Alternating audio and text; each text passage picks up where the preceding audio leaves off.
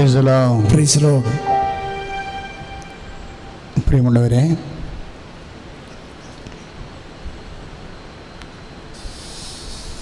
Take God serious. ദൈവത്തെ ഗൗരവപരമായി എടുക്കുക. ദൈവാനുഭവത്തിൻ്റെ ഒരു ആദ്യ പാഠമാണത്. Take God serious. ഇപ്പം നിങ്ങളാണെങ്കിലും ഇപ്പോഴേ ഈ ആരാധനയിൽ പങ്കെടുക്കുകയാണ്. നിങ്ങൾക്ക് വേണ്ട പല വിചാരം കൂടെ പങ്കെടുക്കാം. പകുതി ആരാധനയും കൂടി, പകുതി അടുക്കളയിൽ വിഷയം ചെയ്ത്, പകുതി ഫോണും അറ്റൻഡ് ചെയ്ത്, വന്നവൻ്റെ ഫോണെല്ലാം അറ്റൻഡ് ചെയ്ത്, ഇടയ്ക്കൊന്ന് അലലിയ പറഞ്ഞ് അങ്ങനെയുള്ള എല്ലാ തരത്തിലുള്ള അഭ്യാസങ്ങളോടും കൂടി വേണമെങ്കിൽ ഈ ആരാധനയിൽ പങ്കെടുക്കാം. ചിലർ വളരെ സീരിയസ് ആയിട്ട് ഞാൻ ആരാധനയുടെ മുമ്പിൽ നിൽക്കണം, ദൈവത്തിന് അകലമില്ല എന്ന് ചിന്തിക്കും. കൃപാസനവും ഞാനും തമ്മിൽ ചിലപ്പോൾ 4000 കിലോമീറ്റർ അകലെയായിരിക്കും നിങ്ങൾ നിൽക്കുന്നത് മറ്റു രാജ്യങ്ങളിലൊക്കെ. അപ്പോൾ നീ പരിശുദ്ധാത്മാവ് നിൻ്റെ മുന്നിൽ പറയും ദൈവത്തിന് അകലമില്ല. മനുഷ്യനാണ് ഈ 4000 കിലോമീറ്ററൊക്കെ പറയണത്, അല്ലെങ്കിൽ 9000 കിലോമീറ്ററൊക്കെ പറയും. ദൈവത്തിന് അകലമില്ല. ഞാൻ ആരാധനയിൽ വിശ്വാസത്തോടെ പങ്കെടുക്കുമ്പോൾ ഞാൻ കർത്താവിൻ്റെ അടുത്താണ് ഇരിക്കണത്.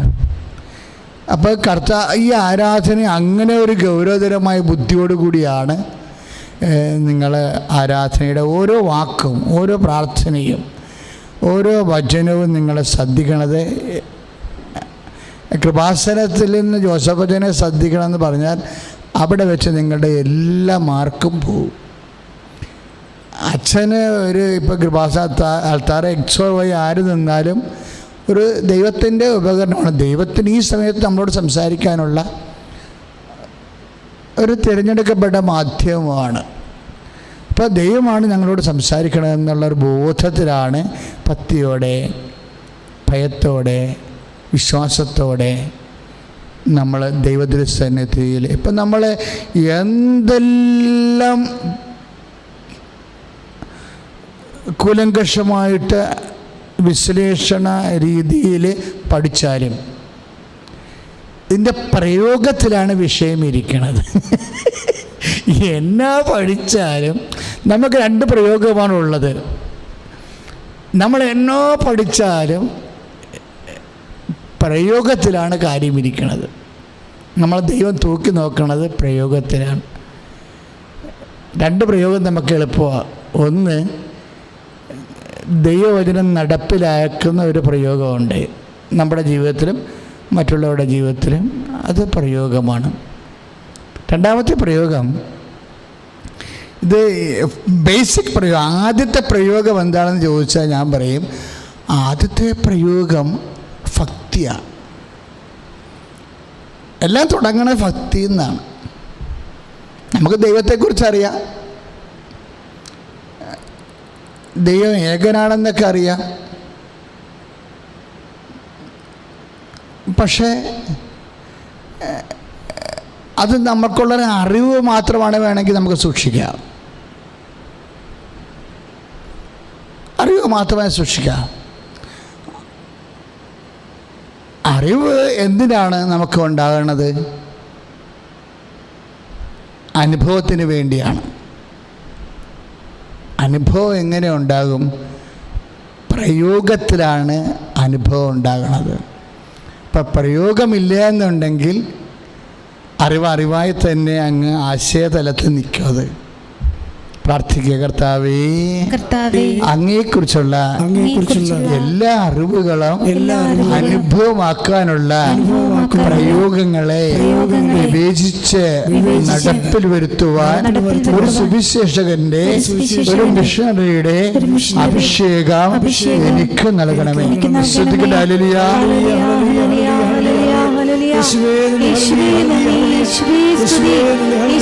ആരാധന ആരാധന ആരാധന.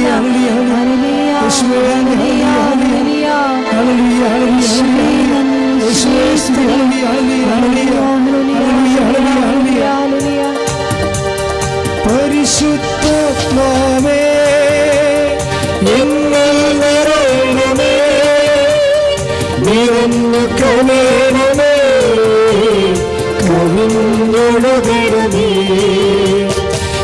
പരിശുദ്ധാത്മാവേ എന്നിൽ നിറയണമേ, നിറഞ്ഞു കവിയണമേ, കവിഞ്ഞൊഴുകണമേ.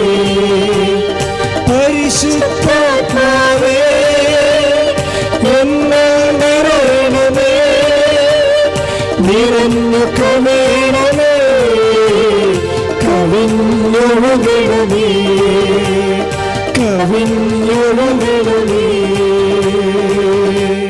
പരിശുദ്ധ പരമദിവ്യകാരുണ്യത്തിന് നേരവും ആരാധനയും സ്തുതിയും പുകഴ്ചയും ഉണ്ടായിരിക്കട്ടെ. ആദ്യമായിട്ട് ഇപ്പോഴും നമുക്കറിയാം ഇത് മിഷൻ മാസമാണ്. ഏറ്റവും കൂടുതൽ സഭയ്ക്ക് ഏറ്റവും കൂടുതൽ അനുഗ്രഹം കിട്ടാനുള്ള, ഇപ്പോൾ ഒരു വർഷം 12 മാസമുണ്ട്.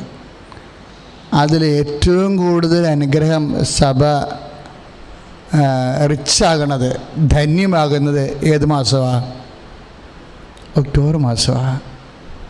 കാര്യം ഒരേ സമയം തന്നെ നമ്മൾ മിഷനെക്കുറിച്ച് ചിന്തിക്കുന്നു, ഒരേ സമയം തന്നെ നമ്മൾ പ്രാർത്ഥനയിൽ വളരുന്നു. അതിലൂടെയാണ് നമുക്ക് ദൈവദൈവസന്നിധിയിൽ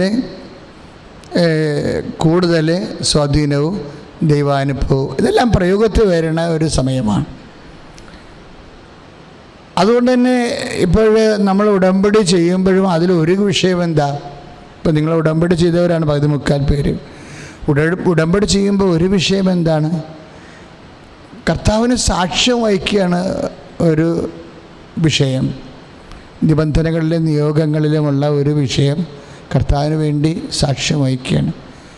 കർത്താവിന് വേണ്ടി സാക്ഷ്യം വഹിക്കുമ്പോൾ എന്നാ സംഭവിക്കണത്?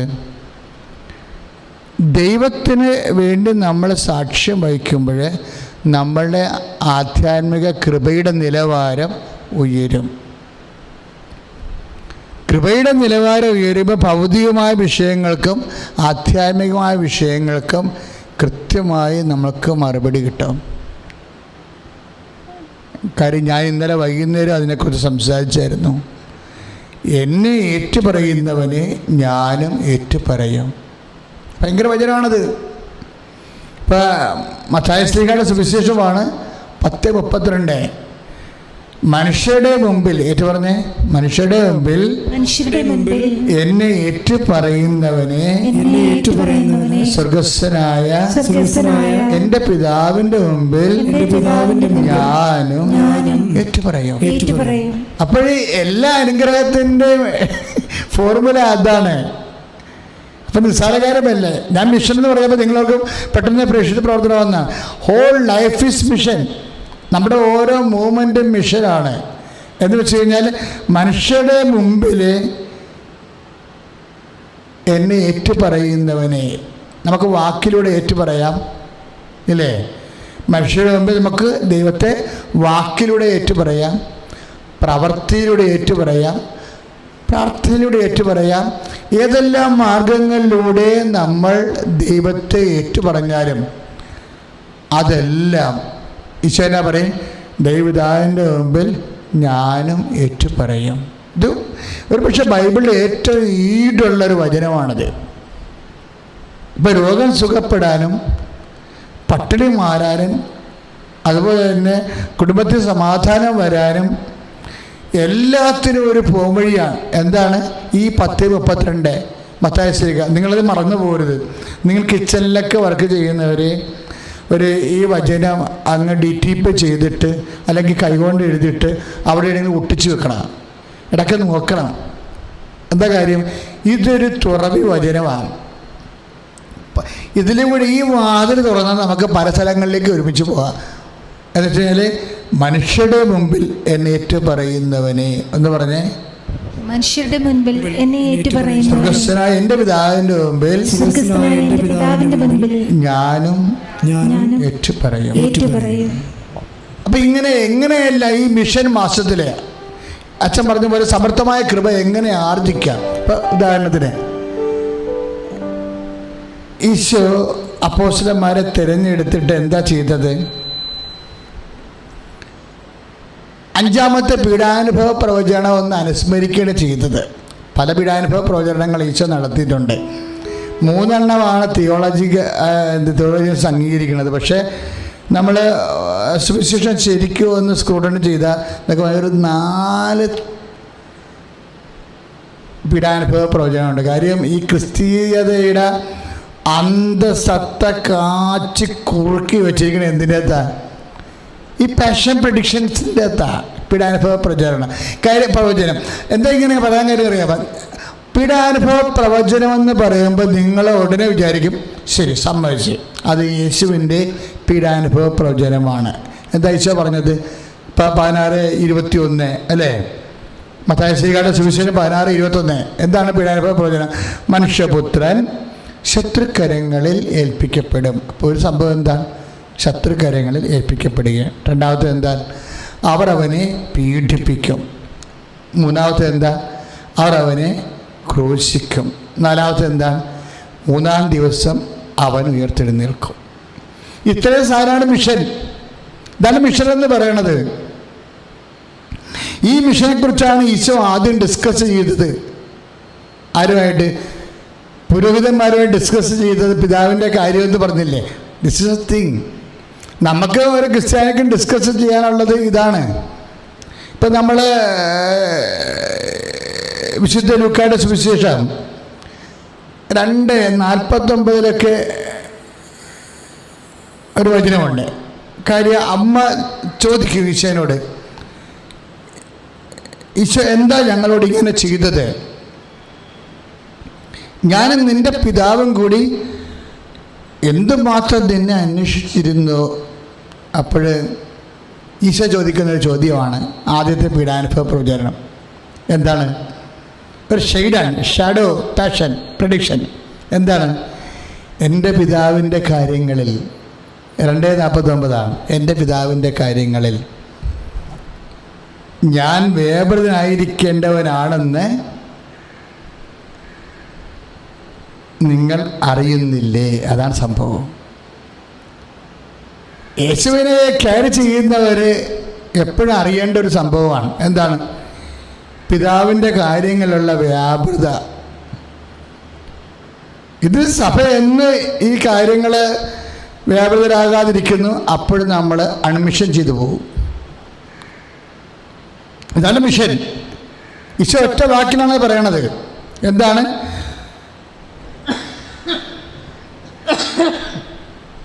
എൻ്റെ പിതാവിൻ്റെ കാര്യങ്ങളിൽ ഞാൻ വ്യാപൃതനായിരിക്കേണ്ടവനാണെന്ന് നിങ്ങൾ അറിയുന്നില്ലേ? അതാണൊരു ചോദ്യം. ആ പിതാവിൻ്റെ കാര്യങ്ങൾ എന്താണ് ശരിക്കും?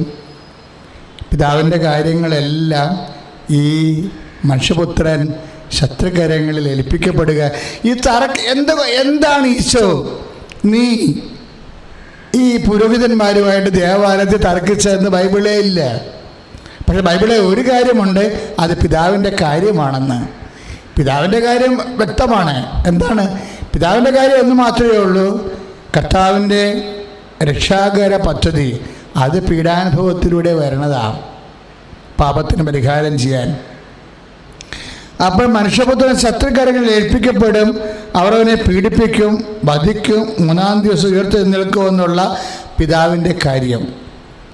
ആ പിതാവിൻ്റെ കാര്യം ഇവരുമായി ഡിസ്കസ് ചെയ്യാണ്.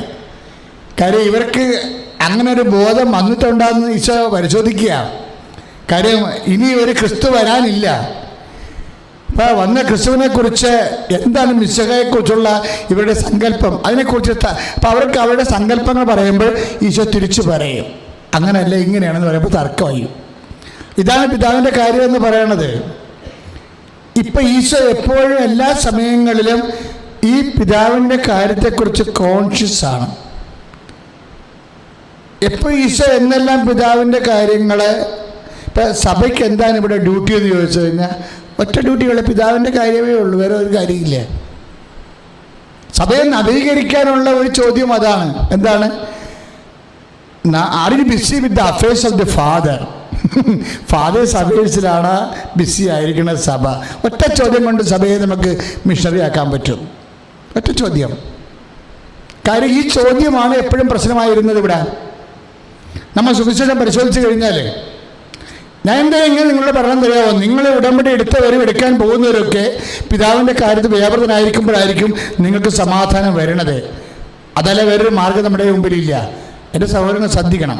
അതായത് ഈ പിതാവിൻ്റെ കാര്യത്തിൽ നിന്ന് യേശുവിനെ പിന്തിരിപ്പിക്കാനാണ് ആദ്യത്തെ ശ്രമം. ഇപ്പോൾ 12ാമത്തെ വയസ്സിൽ പിതാവിൻ്റെ കാര്യം വെളിപ്പെട്ടെങ്കിലും ആദ്യത്തെ ശ്രമം എന്താ? നമ്മൾ മരുഭൂമിയിലെ പരീക്ഷ വരുമ്പോഴെന്താണ്? ഈ പിതാവിൻ്റെ കാര്യത്തിൽ നിന്ന് ഈശോനെ എങ്ങനെയെങ്കിലും പിന്തിരിപ്പിക്കണം. അതിനാണ് സാത്താൻ വളരെ ശാസ്ത്രീയമായിട്ടാണ്, വളരെ ഹ്യൂമനിസ്റ്റിക് അപ്രോച്ചാണ്, വളരെ മാനുഷികമായ ഒരു ഇടപെടലാണ്. ഏറ്റവും കൂടുതൽ സിമ്പതിയോടുകൂടിയാണ്, ദൈവത്തെക്കാൾ സിമ്പതിയോടുകൂടി സാത്താൻ പ്രത്യക്ഷപ്പെടുന്ന സ്ഥലമാണ് മരുഭൂമി എന്ന് പറയുന്നത്. നമ്മുടെ ഈ മരുഭൂമികൾക്കുണ്ടാകുന്നൊരു പ്രശ്നം അതാണ്. ദൈവത്തെക്കാൾ സിമ്പതി സാത്താന് തോന്നുന്ന ഒരു സ്ഥലമാണ്. രോഗം വരട്ടെ, അല്ലെങ്കിൽ കടങ്ങൾ പെരുകട്ടെ, അല്ലെങ്കിൽ ഉറ്റവർ മരിക്കട്ടെ, നമ്മുടെ ജീവിതത്തിൽ മരുഭൂമി ഉണ്ടാകട്ടെ, അപ്പോഴേ ദൈവത്തെക്കാൾ സിമ്പിളായിട്ട് നമുക്ക് ദൈവത്തെക്കാൾ കമ്പാഷനേറ്റായിട്ട് അനുകമ്പയുള്ള ആളായിട്ട് സാത്താനെ നമുക്ക് ഫീൽ ചെയ്യും. അപ്പോൾ പിതാവിൻ്റെ കാര്യത്തിന് ബദൽ സുവിശേഷം ആൻറ്റി ഗോസ്പലിംഗ് തുടങ്ങുന്ന അവിടെ വെച്ചാണ്. ഇത് കണ്ടിന്യൂ ചെയ്യുകയാണ് ലോകം മുഴുവൻ. നമ്മൾ വളരെ വിജിലൻ്റായിട്ട് നിന്നില്ലെങ്കിൽ ഈ പിതാവിന് ഇതുപോലെ ഉണ്ടാകുന്ന സമയം നമുക്ക് അറിയാൻ പറ്റാതെ വരും. ഈശോയോട് സാത്താൻ ചോദിക്കുന്ന ചോദ്യമില്ലേ, നീ എന്തിനാണ് ഇങ്ങനെ പട്ടിണി കിടന്ന് ചാകണത്? വല്ല കാര്യമുണ്ടോ? ഏത് പീഡാനുഭവം കുറിച്ചും വേണോ ഉയർത്തുന്നേപ്പാണെന്ന് പറഞ്ഞാൽ ആളുണ്ടായിട്ട് വേണ്ടേ ഇതൊക്കെ നടത്താൻ? വല്ലതും ഭക്ഷണം കഴിക്കുമെന്ന് പറയും. എന്നിട്ട് പറയും നിനക്ക് കഴിവുണ്ടല്ലോ എന്ന് പറയും. നിന്റെ പിതാവ് നിനക്ക് കഴിവ് തന്നിട്ടുണ്ടല്ലോ, കല്ലുകൾ അപ്പമാകാൻ കൽപ്പിക്കാൻ പറയും. അപ്പോൾ മാനുഷിക കാര്യങ്ങളിലേക്ക് ഈശോ 40 ദിവസം ഉപവസിച്ചത് പിതാവിൻ്റെ കാര്യങ്ങൾ, ദൈവിക കാര്യങ്ങളായിരുന്നു. ഈ ദൈവിക കാര്യങ്ങളിൽ നിന്ന് എന്തെങ്കിലും തന്ത്രം പറഞ്ഞ് വ്യാഖ്യാനിച്ച് മാനുഷികമായ കാര്യങ്ങളിലേക്ക് മനുഷ്യനെ കൊണ്ടുവരുമ്പോൾ ഓർക്കുക, ആള് മരുഭൂമി പ്രത്യക്ഷപ്പെട്ട ആള് സഭക്കുള്ളിലും പ്രത്യക്ഷപ്പെട്ടിട്ടുണ്ടെന്ന്. അപ്പോൾ ദൈവികമായ കാര്യങ്ങളിൽ നിന്നാണ് ഈശോ 40 രാവും 40 പകലും ഉപവസിക്കാൻ. എന്നിട്ട് ഈ ദൈവികമായ കാര്യങ്ങളിൽ നിന്ന് പിതാവിൻ്റെ കാര്യങ്ങളിൽ നിന്ന് കർത്താവിനെ മാറ്റിയിട്ട് മാനുഷികമായ കാര്യങ്ങളിലേക്ക് കൊണ്ടുവരും. തന്ത്രപൂർവ്വമായിട്ട് ഇതിൽ പറഞ്ഞ് സാത്താൻ എന്താ പറയണത്? എന്തിനാ ഇങ്ങനെ വിശന്ന് എല്ലും തോലുമായിട്ട് നിൽക്കണത്? കല്ലുകളോട് അപ്പമാകാൻ പറയൂ എന്ന് പറയുന്നത് എന്താണ്? ദൈവിക കാര്യങ്ങൾ മാറ്റിപ്പിടിക്കൂ, മാനുഷിക കാര്യങ്ങൾക്ക് പ്രാധാന്യം കൊടുക്കൂ. സഭയ്ക്ക് എന്നും ഉണ്ടായിട്ടുള്ള പ്രലോഭനമാണിത്. അതായത് ദൈവിക കാര്യങ്ങളിൽ നിന്ന് തന്ത്രപൂർവ്വം മാനുഷികമായ ആത്മാക്കളുടെ വീണ്ടെടുപ്പ് എന്നുള്ള ആ മഹാരക്ഷ. ഇപ്പം തന്നെ നമ്മളുടെ ടി വിയിലൊക്കെ ചില അച്ഛന്മാരൊക്കെ സംസാരിക്കുന്നുണ്ടല്ലേ, അച്ഛന്മാരുടെ പേരൊന്നും ഞാൻ പറയണില്ല, എന്നാലും ഇവരുടെ വായിൽ നിന്ന് വന്നുള്ള ചില വാക്കുകൾ ഞാൻ പിടിച്ചെടുത്തിട്ടുണ്ട്. അവരെന്നാ പറഞ്ഞാന്നറിയാവോ? ജീസസ് ക്രിസ്തു ഒരു മൂല്യസംഹിതയായിട്ടാണ് ഞാൻ അവതരിപ്പിക്കുകയാണ്. ഈ ദിവസങ്ങളിൽ ഞാൻ ഷാലോൺ ടി വിയുടെ ഒരു അച്ഛൻ സ്ഥിരം അതിൻ്റെ പന്തിയുള്ളതാണ്, അങ്ങനെ സംസാരിച്ച ക്രിസ്തുവിന് ഒരു മൂല്യമായിട്ടാണ് ഞാൻ അവതരിപ്പിക്കണതെന്ന്. ഇത്ര തന്ത്രപരമായിട്ടാണ് സാത്താൻ കളിക്കണമെന്ന് അറിയാൻ പറ്റും. അതായത് ഇവിടെ ഈ പറഞ്ഞു വെക്കണത് എന്താണ്? ഇവിടെ വാല്യൂ സിസ്റ്റം മോശമായിരുന്നു, അത് കാരണം വാല്യൂ സിസ്റ്റം മൂല്യ വ്യവസ്ഥിതിയെല്ലാം ക്ലിയർ ചെയ്യാൻ വേണ്ടിയാണ് മനുഷ്യാവതാരം സംഭവിച്ചതെന്നാണ് പറയണത്. ഇതെവിടെ ചെന്ന് അവസാനിച്ചതെന്നറിയാവോ? അതായത് we are not promoting a value system. നമ്മുടെ മിഷനിൽ വന്നിരിക്കുന്ന ഏറ്റവും വലിയ അബദ്ധമാണ്. എന്താ സംഭവിച്ചിരിക്കുന്നത്? ക്രിസ്തു ഒരു വാല്യൂ സിസ്റ്റമായിട്ട് പ്രൊമോട്ട് ചെയ്യപ്പെടും. ഞാൻ ചോദിക്കട്ടെ, ക്രിസ്തുവിന് മുമ്പ് ഇവിടെ നല്ല വാല്യൂ സിസ്റ്റം ഇല്ലായിരുന്നോ? സത്യത്തിന് വേണ്ടി സാക്ഷ്യം വഹിച്ച ആദ്യ ആളാരാണ്? സോക്രട്ടീസാ. അത് എത്രയോ വർഷം മുമ്പാ. ഒരു ഒരു മനുഷ്യൻ രക്ഷിക്കാൻ വേണ്ടി നമ്മുടെ രാജാവ്, ഒരു ഭാരതീയ രാജാവ് സ്വന്തം തൊടേന്ന് പ്രാവിനെ രക്ഷിക്കുന്ന കാരുണ്യമില്ലേ? അതൊരു വാല്യൂ സിസ്റ്റമാണ്. ബൈബിൾ പോലും ഞെട്ടണ വാല്യൂ സിസ്റ്റം ഇവിടെ ഉണ്ടായിരുന്നു. അപ്പം പുതിയൊരു വാല്യൂ സിസ്റ്റം ഉണ്ടാക്കാൻ വേണ്ടിയല്ല ക്രിസ്തു മനുഷ്യാവതാരം ചെയ്തത്. ഈ വാല്യൂ സിസ്റ്റം ഇനി പരസ്നേഹം, കരുണ, അല്ല ദൈവസ്നേഹം, അല്ല മനുഷ്യന് അങ്ങോട്ട് പങ്കുവെപ്പ്, ഇങ്ങനെയുള്ള കുറച്ച് വാല്യൂ സിസ്റ്റം പ്രൊമോട്ട് ചെയ്താൽ മതി എന്ന് പറയണത് ആരാണ്? നീ വിശക്കണില്ലേ? നിനക്ക് വിശക്കത്തില്ലേ? കല്ലുകളോട് അപ്പമാകാൻ പറയുന്ന മാനുഷിക കാര്യങ്ങളാണ്. We are proclaiming the person Jesus. നമ്മൾ ആരെ പ്രൊക്ലെയിം ചെയ്യണത്? വാല്യൂ അല്ല, നമ്മൾ പ്രൊക്ലെയിം ചെയ്യണത് ഒരു പേരാ, ഒരു നാമം, സിംഗിൾ നെയിം. എന്തിനാണ്? For the salvation of the mankind. We are proclaiming the single name. The single name is given, the name of Jesus Christ. അല്ലേ? അല്ല, വാല്യൂ സിസ്റ്റമാണ്.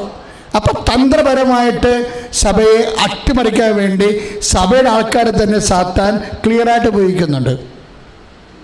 ഇപ്പോൾ തന്നെ എന്താണ്, ഭയങ്കരമായ പരിസ്ഥിതിവാദം കത്തുകയാണ് സഭയിൽ. തെറ്റാണെന്നൊന്നും ഞാൻ പറഞ്ഞിട്ടില്ല. പക്ഷെ ആദ്യ കാഴ്ചയാണെന്നേ ഉള്ളൂ കുഴപ്പം. ആദ്യ കാഴ്ചയാണ്. ഒരു അന്ധൻ്റെ കണ്ണിൽ കർത്താവ് ചേറ് പൂശിയില്ലേ? എനിക്ക് ആ സുവിശേഷം വായിക്കുമ്പോൾ തോന്നും ചേറല്ല, ചാണാൻ പൂശണ്ടായിരുന്നെന്ന്. എന്താ കാര്യം അറിയോ? ഇവന് കണ്ണ് കാഴ്ച കൊടുത്തപ്പോഴേ ഇവൻ ഉടനെ പറഞ്ഞു, എന്താണ് നീ കാണുന്നതെന്ന് ചോദിച്ചു. 8:24. അപ്പം ഈ അന്ധം പറയണേ, ഞാൻ മനുഷ്യരെ കാണുന്നുണ്ട്, ബട്ട് എന്താണ് ബട്ട്? അവർ മരങ്ങളെ പോലെ ഇരിക്കണേ. അതാണ് മാർക്കോസ് 8:24. മനുഷ്യരെ പോലും മരങ്ങളായിട്ട് കാണുന്നൊരു കാലമില്ലേ? അതാണല്ലോ ഇപ്പോൾ സംഭവിക്കുന്നത്. മനുഷ്യരെ ഞാൻ കാണുന്നുണ്ട്, പക്ഷെ എന്ത് പറ്റി? മരങ്ങളെപ്പോലെ ഇരിക്കണ ഫസ്റ്റ്. ഇപ്പം മനുഷ്യരെപ്പോലും മരങ്ങളായിട്ട് കാണുന്ന ഒരു കാഴ്ചയില്ലേ? അത് പറയുമ്പോൾ നമ്മളൊക്കെ മനുഷ്യനെപ്പോലെ, അപ്പം മനുഷ്യനേക്കാൾ പ്രാധാന്യം മരങ്ങൾക്കായി. മനുഷ്യരെ കാണേണ്ട പാട്ടിൽ നമ്മൾ കാണുന്നത് എന്താണ്? മരങ്ങൾ. ഇപ്പം കർത്താവ് യവനെ പിടിച്ച് രണ്ടാമത് ഒന്ന് പൂശി വിട്ട്, എന്നിട്ടൊരു വാക്ക് പറഞ്ഞു കർത്താവ് 8:25 സൂക്ഷിച്ച് നോക്കടാന്ന് പറഞ്ഞു. അപ്പം നേരത്തെ നോക്കാനാണ് പറഞ്ഞത്. ആ ചേര പൂശിയിട്ട് പറഞ്ഞ് നോക്കാൻ പറഞ്ഞു. ഇപ്പം 2 പരിപാടിയാണ് അവിടെ നടക്കേണ്ടത്, മിഷനിൽ വരേണ്ടത്. ആദ്യം നോക്കാനാണ് പറഞ്ഞിരിക്കുന്നത്. നോക്കിയപ്പോൾ അവൻ മനുഷ്യരെ കണ്ട്, പക്ഷെ മരങ്ങളെപ്പോലെ ഇരിക്കണ്. അപ്പോൾ കർത്താവ് രണ്ടാമത് കൈതൊട്ട് ഇത് പറഞ്ഞ് സൂക്ഷിച്ച് നോക്കാൻ പറഞ്ഞ്. അപ്പോഴവൻ സൂക്ഷിച്ചു. അപ്പോൾ 2 നോട്ടമാണ്. സഭ ഇപ്പം ആദ്യ നോട്ടത്തിലാണ്. എല്ലാം മരങ്ങൾ, എല്ലാം പരിസ്ഥിതി ഇല്ലാത്തതുകൊണ്ടില്ലെങ്കിൽ പിന്നെ എങ്ങനെ ഭൂമി നിലനിൽക്കും, ഭൂമി നിലനിന്നില്ലെങ്കിൽ പിന്നെ എങ്ങനെ മനുഷ്യരാശി നിലനിൽക്കും, ആദ്യ നോട്ടമാണ്. ഇനി കർത്താവ് രണ്ടാമത് തൊടുകയാണെങ്കിൽ അപ്പം വിവരം അറിയും. അപ്പം പറയും, ഓ ഇപ്പം ശരിയായി. ഇപ്പം എന്താ? ഇപ്പം ഞാൻ മനുഷ്യനായിട്ട് തന്നെ കാണുന്നുണ്ട്. അപ്പം ഈശോ പറയും, ഇനിയും കുറച്ചുകൂടി ശരിയാകാറുണ്ട്, തൽക്കാലം പുറത്തേക്ക് ഇറങ്ങണ്ടെന്ന് പറയും. തൽക്കാലം അഭ്യാസം കൊണ്ട് പുറത്തോട്ട് ഇറങ്ങണ്ട. ആ വചനം കൊണ്ട് നമ്മൾ വായിച്ചാലേക്ക് ഒരു 8:20 പറയും, നീ വീട്ടിൽ പോയി ഇരുന്നാൽ മതി എന്ന് പറയും. വില്ലേജിലേക്ക്, ഗ്രാമങ്ങളിലെ ജനക്കൂട്ടത്തിലോട്ട് ഇറങ്ങണ്ടെന്ന് പറയും. പക്ഷെ നീ ദെക്കാപ്പോസിൽ പോയി കർത്താവ് നിനക്ക് വേണ്ടി ചെയ്ത കാര്യങ്ങൾ പറയാൻ പറയുന്ന ഭാഗങ്ങളുണ്ട്. അത്ഭുതം അടയാളം കഴിഞ്ഞു കഴിഞ്ഞാൽ, കാഴ്ച പ്രാപിച്ചു കഴിഞ്ഞാൽ ജനക്കൂട്ടത്തിലേക്കാണ് പോകേണ്ടത്. ഇവനോട് പറയാൻ പോകണ്ട, you are not a missionary. നീ ഇപ്പം കാഴ്ച കണ്ടത് ശരിയാണ്, പക്ഷെ ഈ കാഴ്ചയല്ല കാണേണ്ടത്. മനുഷ്യരെ കണ്ടു കഴിഞ്ഞാൽ ഉടനെ തോന്നണം, യേശു ക്രിസ്തുവിന്റെ വിശുദ്ധമായ രക്തത്താൽ വീണ്ടെടുക്കപ്പെട്ടിരുന്ന വ്യക്തിയാണിതെന്ന് തോന്നണ വരെ ഈ കാഴ്ച തുടർന്നുകൊണ്ടിരിക്കണം. അപ്പോഴാണ് വിഷയം വരുന്നത്. ഒരു മനുഷ്യരെ കണ്ടാൽ മരങ്ങളാണെന്ന് തോന്നും ആദ്യ കാഴ്ചയിൽ, രണ്ടാമത്തെ കാഴ്ചയിൽ മനുഷ്യനാണെന്ന് തോന്നും. പക്ഷേ എന്താണ് കാഴ്ച? മൂന്നാമത്തെ കാഴ്ച, ഒരു മനുഷ്യനെ കണ്ടാൽ തോന്നണം അവൻ യേശു ക്രിസ്തുവിന്റെ വിശുദ്ധമായ രക്തത്താൽ വീണ്ടെടുക്കപ്പെടേണ്ടവനാണ്. അവന് വേണ്ടി കൂടിയാണ് യേശു ക്രിസ്തു ക്രൂശിക്കപ്പെട്ടതെന്ന് തോന്നിയാൽ യു ആർ എ മിഷണറി. അപ്പം മാത്രമേ ഇനി പുറത്തിറങ്ങാൻ പറ്റത്തുള്ളൂ. അല്ലാതെ ഒരു കാലത്തോട് കർത്താവ് പറയും നീ വീട്ടിൽ പോയാൽ മതി, ആൾക്കാരുടെ കൂടെ അധികം ഇടപെടലുകളൊന്നും വേണ്ട, വീട്ടിൽ പോയിരിക്കുക എന്ന് പറയും. നമ്മൾ ലോക്ക്ഡൗൺ ആയിട്ട് പോയിരിക്കാൻ പറയും. ആ സുവിശേഷം അവസാനിക്കുന്നത് അങ്ങനെയാണ്. 8:27 എൻ്റെ മക്കളെ, മിഷനെ കുറിച്ച് ഒരു വ്യക്തിയെ കണ്ടാൽ അവൻ യേശു ക്രിസ്തുവിനെ അറിയണം, അറിഞ്ഞവൻ ആഴപ്പെടണം എന്നൊരു ബോധ്യം നിനക്ക് ഉണ്ടായാൽ വി ഹാവ് നോ പ്രോബ്ലം. എന്താണ്? പിതാവിൻ്റെ കാര്യം നമ്മൾ ഏറ്റെടുത്താൽ പിന്നെ എന്ത് പറ്റും? ഞാൻ എന്നും പറഞ്ഞിട്ടുള്ള സുവിശേഷമാണ്. നമ്മൾ ദൈവത്തിൻ്റെ കാര്യത്തിൽ വ്യാപൃതനാണെങ്കിൽ നമ്മുടെ കാര്യത്തിൽ ദൈവം വ്യാപൃതനാകും. ഇപ്പം എപ്പോഴും നമ്മുടെ ഒരു പ്രാർത്ഥനയുടെയൊക്കെ ഒരു മിനിമം ഉദ്ദേശം എന്താ? നമ്മുടെ ജീവിതത്തിൽ ദൈവത്തിന് ഇടപെടുത്തണമല്ലേ? അതിൻ്റെ സിമ്പിൾ പ്രയോഗം എന്താ? ദൈവത്തിൻ്റെ കാര്യത്തിൽ നമ്മൾ ഇടപെടുക. എന്നും ഉള്ളൊരു പ്രശ്നം അതാണ്. ഈശോ ഈ പീഡാനുഭവ പ്രവചനം, മിഷൻ ഉൾക്കൊള്ളുന്ന പീഡാനുഭവ പ്രവചനമില്ലേ, നമ്മൾ 16-21 വായിച്ചത്, അത് 21-24 പറയുമ്പോൾ, അതായത് ഈശോ പീഡാനുഭവത്തെക്കുറിച്ച് പറയുമ്പോൾ, മിഷനെക്കുറിച്ച് പറയുമ്പോൾ, മനുഷ്യപുത്രൻ ശത്രുക്കരങ്ങളിൽ ഏൽപ്പിക്കപ്പെടും, അവർ അവനെ പീഡിപ്പിക്കും, വധിക്കും, 3-ാം ദിവസം ഉയർത്തെഴുന്നേൽക്കുമെന്നൊക്കെ പറയുമ്പോഴേ പത്രോസ് ബ്ലോക്ക് ചെയ്യും. അത് നിനക്ക് സംഭവിക്കാതിരിക്കട്ടെ എന്ന് പറയും. അപ്പം മിഷനെ ബ്ലോക്ക് ചെയ്യണതാണ്. മിഷനെ ബ്ലോക്ക് ചെയ്യാൻ ആദ്യത്തെ മാർപ്പാപ്പയെ തന്നെ പിശാച് തന്ത്രപൂർവ്വം അനുഭവിച്ചിരിക്കുന്ന ഒരു രംഗമാണത്. അപ്പോൾ കർത്താവ് പറയും, നീ പിന്നെ വന്നല്ലേ എന്നെ ദൈവിക കാര്യങ്ങളും മാനുഷിക കാര്യങ്ങളും അട്ടിമറിക്കാൻ വേണ്ടി. പണ്ട് മരുഭൂമി വെച്ച് പറഞ്ഞതാണ്, ദൈവിക കാര്യം അട്ടിമറിച്ചുകൊണ്ടാണ് മാനുഷിക കാര്യം പറഞ്ഞു കൊടുത്തത്. അപ്പമാകാൻ പറയും, വിശക്കണ എന്തിനാ, മര്യാദക്ക് ഭക്ഷണം കഴിച്ച് ജീവിക്കാൻ പറയും. അതാണ് മാനുഷിക കാര്യം. അവൻ പിന്നെയും വരും. അവൻ പിന്നെയും വന്നത് കണ്ട് കർത്താവിന് മനസ്സിലായി പത്രോസിലൂടെ പാഷൻ മിഷൻ അട്ടിമറിക്കുകയാണ്. അപ്പോൾ കർത്താവ് ചോദിച്ചു, നീ പിന്നെയും വന്നല്ലേ, നീ മാനുഷിക കാര്യങ്ങളാണ് അന്വേഷിക്കണത്, ദൈവിക കാര്യങ്ങളല്ല എന്ന് പറയും. കണ്ട, സെയിം തിങ് ഇസ് റിപ്പീറ്റിംഗ്. ഇപ്പം നമ്മൾ പറയുന്ന പിതാവിൻ്റെ കാര്യങ്ങളാണ് ദൈവിക കാര്യങ്ങൾ. സുവിശേഷം 2 കാര്യങ്ങളാണ് നിൽക്കുന്നത്. ഒന്ന് മാനുഷിക കാര്യങ്ങളും ഒന്ന് ദൈവിക കാര്യങ്ങളും. ഇപ്പം ഈ മിഷനെ അട്ടിമറിക്കാൻ സാധ്യതയുള്ളതും ആത്മരക്ഷ അപകടപ്പെടുത്താൻ സാധ്യതയുള്ളത് എന്താണ്?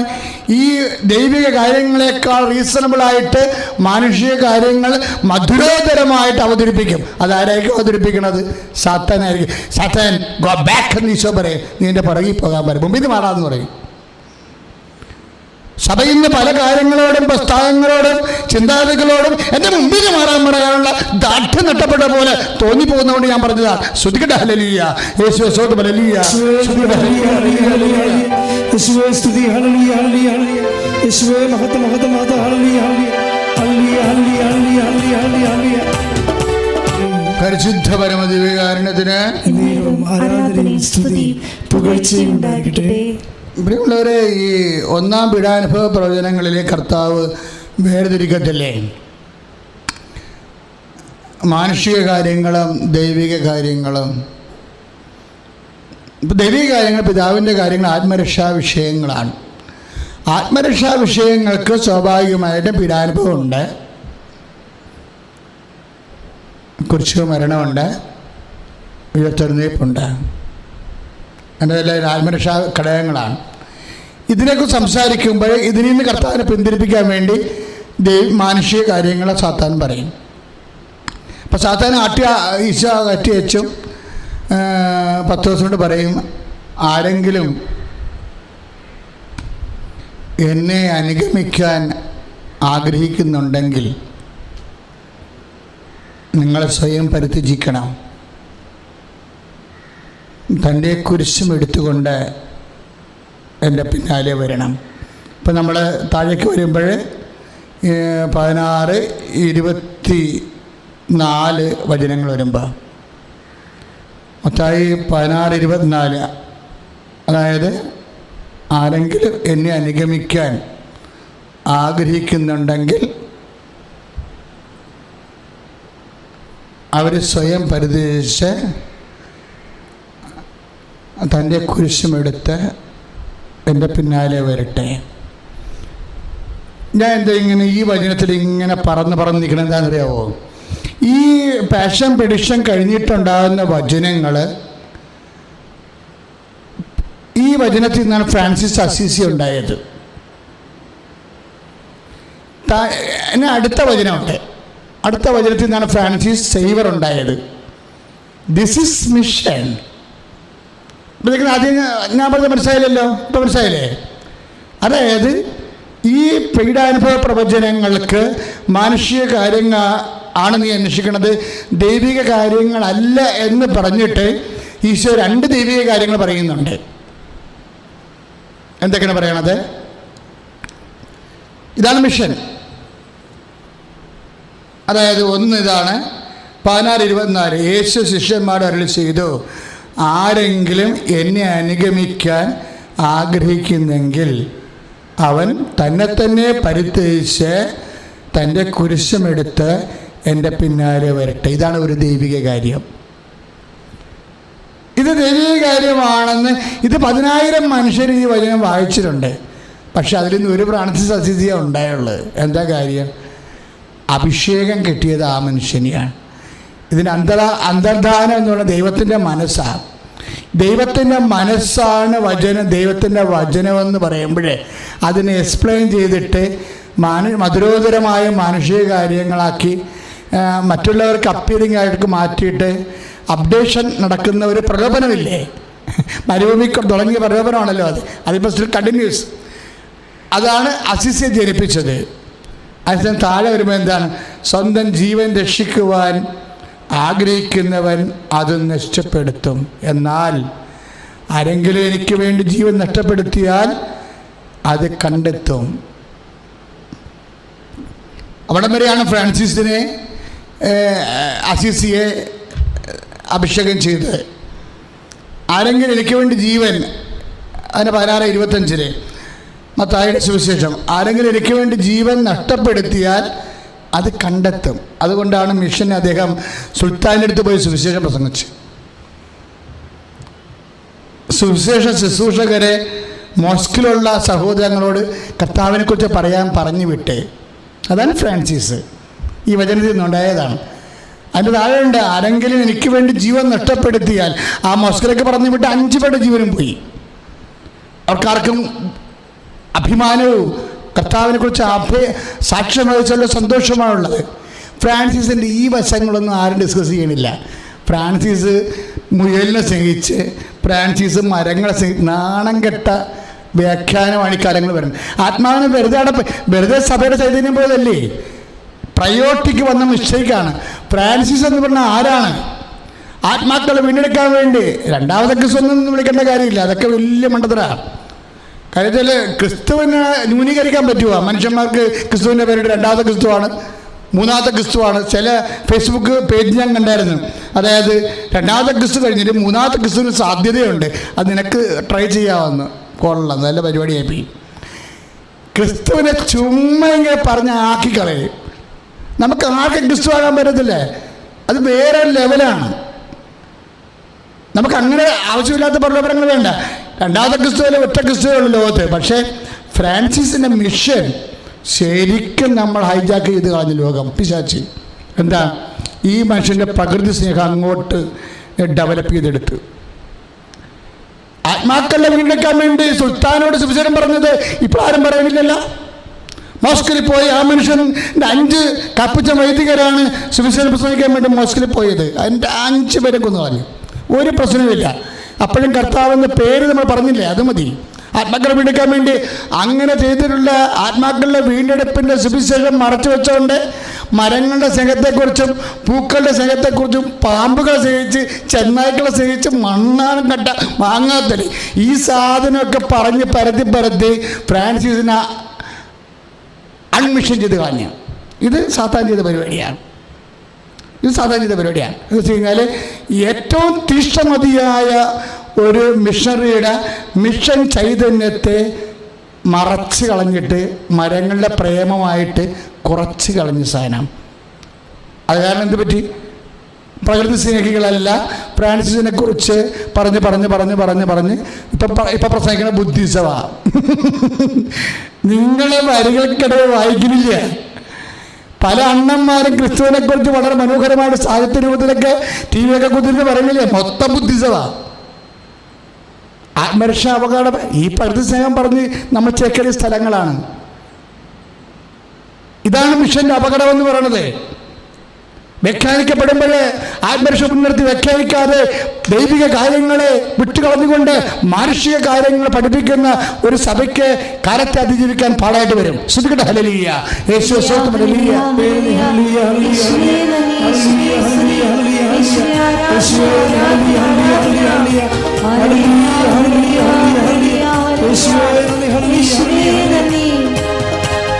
പരിശുദ്ധ പരമദിവ്യകാരുണ്യത്തിന് ആരാധനയും സ്തുതി പുകഴ്ചയും ഉണ്ടായിരിക്കട്ടെ. അതിൻ്റെ അടുത്ത വചനം എന്താണെന്ന് 26 മത്തായി ശ്ലീഹ 16:26 ഒരുവൻ ലോകം മുഴുവൻ നേടിയാലും സ്വന്തം ആത്മാവിനെ നഷ്ടപ്പെട്ടാൽ അവന് എന്ത് പ്രയോജനം? ഇപ്പം ലോകമെന്ന് പറയുന്നത് എന്താണ്? മാനുഷിക കാര്യം. ആത്മാവിനെ നഷ്ടപ്പെടാതിരിക്കുക എന്നുള്ളത് ദൈവിക കാര്യം. 2 കാര്യങ്ങളേ ഉള്ളൂ. ഇതിങ്ങനെ ഫോളോ ചെയ്യണേ, അന്ത്യം വരെ ഫോളോ ചെയ്യുന്നുണ്ട്. ഞാൻ എൻ്റെ പിതാവിൻ്റെ കാര്യത്തിൽ വ്യാപകനായിരിക്കേണ്ടവരാണെന്ന് അറിയില്ലേ എന്ന് ചോദിക്കുന്ന 12-ാം വയസ്സിൽ ദ മിഷൻ കോൺഷ്യസ് കർത്താവിന് രൂപപ്പെട്ട് വരികയാണ്. ആ മിഷൻ കോൺഷ്യസ് ഇങ്ങനെ കണ്ടിന്യൂ ചെയ്തിട്ട് ഇപ്പം എന്നാ ചോദിക്കണത്? ലോകം മുഴുവൻ നേടിയാലും 26 വരുമ്പോഴേ 16:26 ലോകം മുഴുവൻ നേടിയാലും മത്തായിയുടെ സുവിശേഷം നിൻ്റെ ആത്മാവ് നഷ്ടപ്പെട്ടാൽ എന്ത് പ്രയോജനം? അപ്പം അവിടെയുണ്ട് ലോകം മുഴുവൻ നേടുക എന്നുള്ളത് മാനുഷിക കാര്യമാണ്. ലോകത്തിന് ഇമ്പമുള്ളത് സംസാരിക്കുക, മീഡിയയ്ക്ക് ഇമ്പമുള്ളത് സംസാരിക്കുക. ജനാധിപത്യത്തിൻ്റെ തന്നെ ഒരു വശമാണ് മാധ്യമാധിപത്യം.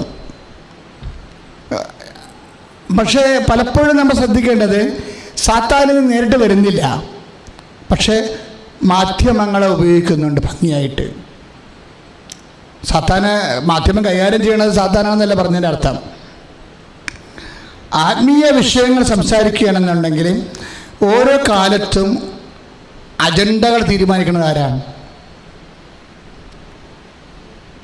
മാധ്യമങ്ങളാണ്. അവസാന കാലങ്ങളിൽ ഓരോരുത്തരും ഇഷ്ടപ്പെട്ട വചനങ്ങൾ പറയുന്നവരെ ജനം വിളിച്ചു വരുത്തുമെന്ന് പറയണില്ലേ? ഇമ്പമായിട്ടുള്ള കാര്യങ്ങൾ പറയുന്നവരെ വിളിച്ചു വരുത്തുമെന്ന്. ഇമ്പമുള്ള കാര്യങ്ങൾ, ഇമ്പമില്ലാത്ത കാര്യങ്ങളുണ്ടാവും. ആത്മാക്കൾ വീണ്ടെടുക്കുന്ന കാര്യം ഇമ്പമില്ലാത്ത കാര്യമാണ്. അത് വിട്ടുകളയെന്നാണ് പറയണത്. സഭ തന്നെ, സഭാകൂട്ടങ്ങൾ തന്നെ ഇമ്പമുള്ള കാര്യങ്ങൾ പറയുന്നവരെ വിളിച്ചു വരുത്തുമെന്നാണ് പൗലോസ് അപ്പോസ്തലൻ പറഞ്ഞിരിക്കുന്നത്.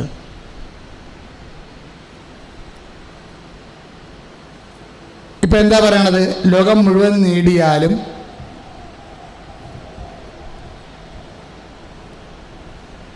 അവിടെ എഴുതി കാണിക്കുന്നുണ്ട് 2 തിമോത്തി 4:3 ജനങ്ങൾ ഉത്തമമായ പ്രബോധനത്തിൽ സഹിഷ്ണുത കാണിക്കാത്ത കാലം വരുന്നു. ബ്യൂട്ടിഫുൾ. അതാണ് സാധനം. പരിശുദ്ധാത്മാവ് പൗലോസ് അപ്പോസ്തലൻ പറഞ്ഞതാണ്, ഉത്തമമായ പ്രബോധനത്താൽ.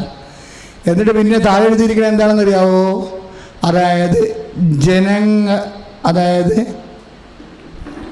ശുശ്രൂഷയിൽ ആവേശം കൊള്ളുകയാൽ അവർ തങ്ങളുടെ അഭിരുചിക്ക് ചേർന്ന പ്രബോധകരെ വിളിച്ചുകൊണ്ട് വരുമെന്ന്. അതാണ് സംഭവം. ഈ അഭിരുചികളെ അമൂല് കുര്യൻ ചേട്ടനില്ലേ ഒരിക്കൽ പറഞ്ഞായിരുന്നു, എനിക്ക് വേണമെങ്കിൽ ഒരു ആഴ്ച കൊണ്ട് I can change the taste of the country എന്ന്. ഇന്ത്യയുടെ രുചികളെ മാറ്റാൻ പറ്റുമെന്ന്. ഇതുപോലെ തന്നെയാണ് അഭിരുചികളെ, മനുഷ്യൻ്റെ അഭിരുചികളെ. അതൊരു അജണ്ടയാണ്. അത് നിശ്ചയിക്കുന്നത് ആരാണ്? മാധ്യമങ്ങളാണ്. ഒരു കാലഘട്ടത്തിൽ അഭിരുചികരമായ കാര്യങ്ങളെ വളരെ PR വർക്ക് ചെയ്ത് ഡിസൈൻ ചെയ്തിട്ട് സിൻഡിക്കേറ്റ് പോലെ വ്യവസ്ഥാപിതമായിട്ട് ശാസ്ത്രീയമായിട്ട് സംഘടിതമായിട്ട് സമൂഹത്തിൽ അവതരിപ്പിച്ച് കഴിയുമ്പോൾ ജനം അതിൻ്റെ പിന്നാലെ പായും. ഇപ്പം നമ്മൾ വെള്ളിമുങ്ങൊക്കെ സംഭവിച്ച പോലെ. വെള്ളിമുങ്ങ എന്ന് പറഞ്ഞാൽ ചുങ്ങ ഒരു കണ്ടാപ്പടിക്കുന്ന സാധനമാണ്. എൻ്റെ തൈക്കടിത്തിരിപ്പള്ളി 2 ഇരിപ്പുണ്ടായിരുന്നു. ഒരു സുപ്രഭാതത്തിലെ മാധ്യമങ്ങളിലൂടെ ഇതൊരു ഭയങ്കര ഭാഗ്യപക്ഷിയാണെന്നുള്ള സാധനം അച്ഛൻ്റെ കയറ്റി വിട്ടു. എൻ്റെ അമ്മേ, അവസാനം വന്നപ്പോൾ 10 ലക്ഷം രൂപയായി ഒരു വെള്ളിമുങ്ങയ്ക്ക്. ഇത് കള്ളത്തരമാണ്, ഇത് സ്റ്റണ്ടാണെന്ന് പിന്നീട് മാധ്യമങ്ങൾ പറഞ്ഞപ്പോൾ ഇപ്പം വെള്ളിമുങ്ങയെ കാണാൻ കൂടിയില്ല, ആർക്കും വേണ്ട. പണ്ട് കള്ളക്കടത്ത് നടത്തുമായിരുന്നു, ഇപ്പം സ്വർണ്ണ ബിസ്ക്കറ്റിൻ്റെ പോലെ കള്ളക്കടത്ത് നടത്തുന്ന സാധനമാണ് വെള്ളിമുങ്ങ. ദാറ്റ് മീൻസ് ഒരു സാധനത്തിന് മൂല്യം, added value by mis propaganda. ഇതാണ് അഭിരുചി. അതാണ് പൗലോസ് പറയണത്, ജനങ്ങൾക്ക് അഭിരുചിയുള്ള കാര്യങ്ങളെന്ന്. അഭിരുചി നിശ്ചയിക്കുന്നത് ആരാണ്? ഏതെങ്കിലും ഒരു കോണിൽ നിന്ന് വ്യവസ്ഥാപിതമായ സംഘടിതമായ ശ്രമം ഉണ്ടെങ്കിൽ പുതിയ അഭിരുചികൾ ഉണ്ടാക്കാൻ പറ്റും എന്തിൻ്റെ മേലും. ഇതാണ് മാനുഷികമായ കാര്യങ്ങളെന്ന് പറയണത്, ദൈവിക കാര്യങ്ങളല്ല. അപ്പം അഭിരുചിയുടെ പുറകെ ജനങ്ങൾ ഇങ്ങനെ അരച്ചു പോകും. അപ്പോഴും ലോകം മുഴുവൻ നേടും. നേരത്തെ ഈശോ പറഞ്ഞില്ലല്ലോ, പക്ഷെ ആത്മാവ് നഷ്ടപ്പെട്ടാൽ എന്ത് പ്രയോജനം, വാട്ട് യൂസ് എന്നല്ലേ ചോദിച്ചത്. ആ ചോദ്യം 10,000 പേര് വായിച്ചിട്ടുണ്ട്. പക്ഷേ ഇഗ്നേഷ്യസ് ലയോള വായിച്ചപ്പോഴേ ഒരു സഭയുണ്ടായി, ഈശോ സഭ. അദ്ദേഹത്തിൻ്റെ 7 പേരിൽ ഒരാൾ ഫ്രാൻസിസ് വന്നപ്പോൾ ഇവിടെയും ഒരു സഭയുണ്ടായി, കേരളത്തിലെ. ഒറ്റ മനുഷ്യരാണ്. ഞാൻ കഴിഞ്ഞ ദിവസം എൻ്റെ അസിസ്റ്റൻ്റ് അച്ഛനോട് പറഞ്ഞേ, ഒരു മിഷണറി പരിപാടിക്കും പോകണ്ട, നല്ലൊരു പട്ടാളക്കാരൻ നോക്കിയിട്ടൊരു വെട്ട് വെച്ച് കൊടുത്താൽ മതിയെന്നു. എന്താ കാരണം വെച്ച് കഴിഞ്ഞാൽ, മര്യാദക്കൊരു വെട്ടിയാൽ ആ കന്യാസ്ത്രീ വെട്ടുകൊണ്ട് ഈ മനുഷ്യൻ ഇഗ്നേഷ്യസ് ആശുപത്രിയിൽ കിടക്കുമ്പോൾ ആ കന്യാസ്ത്രീ 3 പ്രാവശ്യം കൊണ്ട് വചനം കൊടുത്തത്. 3 പ്രാവശ്യം എറിഞ്ഞ് 4ാമത്തെ പ്രാവശ്യം എടുത്ത് വായിച്ചപ്പോഴാണ് ഈ ലോകം മുഴുവൻ നേടിയാലും ആത്മാവ് നഷ്ടപ്പെട്ടാൽ എന്ത് പ്രയോജനം? അതുകൊണ്ടൊരു സഭയുണ്ടാക്കി, ഈശോ സഭ. നിങ്ങളൊന്ന് ചിന്തിച്ചു നോക്കിയ മക്കളെ. അതായത് പാഷൻ പ്രഡിക്ഷൻ 16-ാം അധ്യായം, അതിൻ്റെ മനുഷ്യപുത്ര ശത്രുക്കൾ ഏൽപ്പിക്കപ്പെടുകയാണ്, പീഡിപ്പിക്കും, വധിക്കും, 3-ാം ദിവസം ഉയർത്തെഴുന്നേൽക്കുമെന്ന് പറയുമ്പോഴേ ആ വചനത്തിന് താഴെ സാത്താൻ അതിനെ വട്ടം ചവിട്ടുമ്പോഴേ കർത്താവ് അവരെ ശാസിച്ചിട്ട് പറയും, നീ മാനുഷിക കാര്യങ്ങളാണ് അന്വേഷിക്കണത്, ദൈവിക കാര്യങ്ങളല്ല. ദൈവത്തിൻ്റെ വചനത്തിൽ നിന്ന് ദൈവിക കാര്യങ്ങൾ എന്താണെന്ന് കർത്താവ് പഠിപ്പിക്കും. ദൈവിക കാര്യങ്ങൾ എന്താണ്? എന്നെ അനുഗമിക്കാൻ ആഗ്രഹിക്കുന്നവൻ സ്വയം പരിചയിച്ചുകൊണ്ട് എന്നെ കുറിച്ചുപെടുത്തുകൊണ്ട് എന്നെ പിന്നാലെ വരണത് ഒരു ദൈവിക കാര്യം. ലോകം മുഴുവൻ നേടിയാലും എൻ്റെ ആത്മാവ് നഷ്ടപ്പെട്ടാൽ എന്ത് പ്രകടനം കേൾക്കുന്നത്? 2ാമത്തെ ദൈവിക കാര്യം. 2 ദൈവിക കാര്യങ്ങൾ 2 മനുഷ്യർ ഏറ്റെടുത്തപ്പോൾ 2 സഭകളുണ്ടായി. ഫ്രാൻസിസ് അസിസി ഉണ്ടായി, ഇഗ്നേഷ്യസ് ലയോള ഉണ്ടായി, ഫ്രാൻസിസ് സേവ്യർ ഉണ്ടായി. വചനത്തിൽ ഇനിയും മിഷണറിമാരെ വിളിക്കുന്നുണ്ട്. വചനം നിന്നെയും വിളിക്കുന്നുണ്ട്, എന്നെയും വിളിക്കുന്നുണ്ട്. ഏതെങ്കിലും വചനം എടുത്തിട്ടുണ്ട് കർത്താവിന് ഈ ലോകത്തിന് കൊടുക്കാൻ വേണ്ടി, ദൈവിക കാര്യങ്ങളിൽ വേവൃതനായിരിക്കാൻ വേണ്ടി കർത്താവ് വിളിക്കുകയാണ്. ഈ ഒക്ടോബർ മാസത്തിലെ, ഈ മിഷൻ മാസത്തിലെ പ്രാർത്ഥിക്കും മക്കളെ.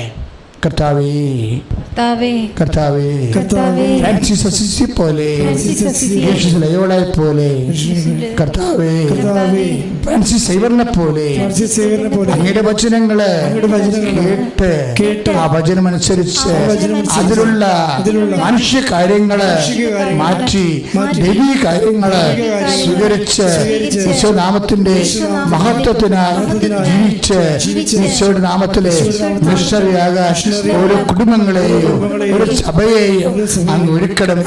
ശ്രദ്ധിക്കട്ടെ.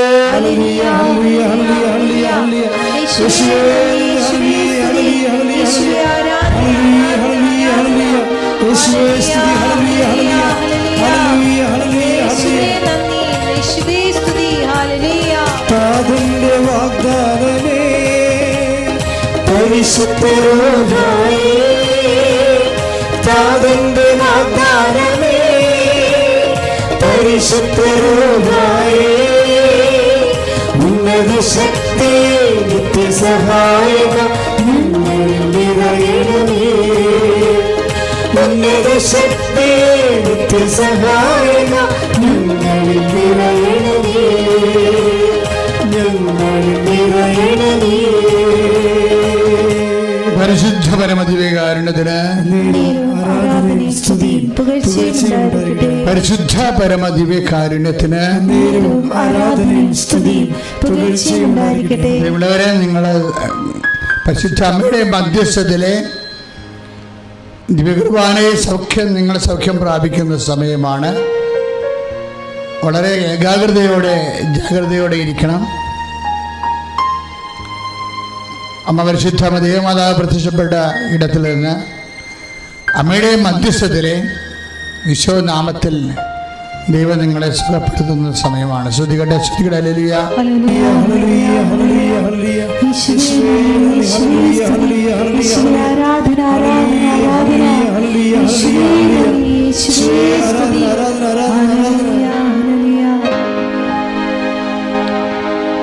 അച്ഛനോട് ചേർന്ന് പ്രാർത്ഥിക്കുക. കർത്താവായ ദൈവമേ, പലതരത്തിലെ മാനസികമായി ഇടിഞ്ഞു പോയവരെ ജീവിതത്തിന്റെ പ്രാരാബ്ധങ്ങളാൽ മനസ്സിടിഞ്ഞു പോയവരെ പ്രാർത്ഥിക്കാൻ പോലും തോന്നാത്തവരെ വചനം കേട്ടിട്ട് മടുപ്പ് തോന്നുന്നവരെ കുടുംബത്തിലെ പലതരത്തിലുള്ള സ്നേഹരാഹിത്യങ്ങളാ രോഗങ്ങളാ മൂലം മനസ്സിടിഞ്ഞു പോയവരെ ആരപ്പെട്ടിരിക്കുന്നവരെ അവരെല്ലാം ഈ സമയത്ത് ഞങ്ങൾ സമർപ്പിക്കുന്നു. സമർപ്പണഗാനം ആരംഭിക്കാം.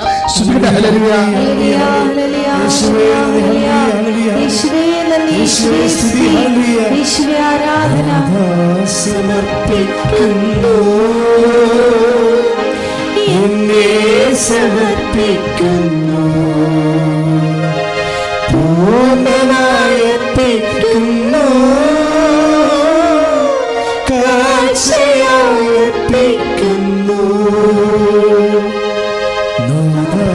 സമർപ്പിക്കുന്നു, എന്നെ സമർപ്പിക്കുന്നു, പൂർണ്ണമായർപ്പിക്കുന്നു, കാഴ്ചയായർപ്പിക്കുന്നു. പരിശുദ്ധ പരമദിവ്യകാരുണ്യത്തിന് പ്രിയമുള്ളവരെ, നമ്മള് മേഖലകളെല്ലാം സമർപ്പിക്കുകയാണ്. നിങ്ങൾ അച്ഛൻ കാണിക്കണ പോലെ നെഞ്ചത്ത് ഇങ്ങനെ കൈവച്ച് പ്രാർത്ഥിച്ചുകൊണ്ടിരിക്കണം. ആദ്യം പരിശുദ്ധ അമ്മ വഴി നമ്മളതെല്ലാം ഈശോയ്ക്ക് സമർപ്പിക്കുകയാണ്. അതിനുശേഷം നമുക്ക് അഭിഷേക പ്രാർത്ഥന ചെല്ലുമ്പോൾ നിങ്ങൾക്ക് സാക്ഷ്യം പറയാൻ പറ്റുന്ന രീതിയിൽ ദിവ്യകുർബാനയിൽ നിന്ന് ശക്തി എഴുന്നള്ളി വന്ന് നിങ്ങളെ സാന്ത്വനപ്പെടുത്തുകയും സൗഖ്യപ്പെടുത്തുകയും ചെയ്യും. പ്രാർത്ഥിക്കുക. കർത്താവേ, മനസ്സ് തളർന്ന വ്യക്തികളെ അങ്ങേക്ക് സമർപ്പിക്കുന്നു.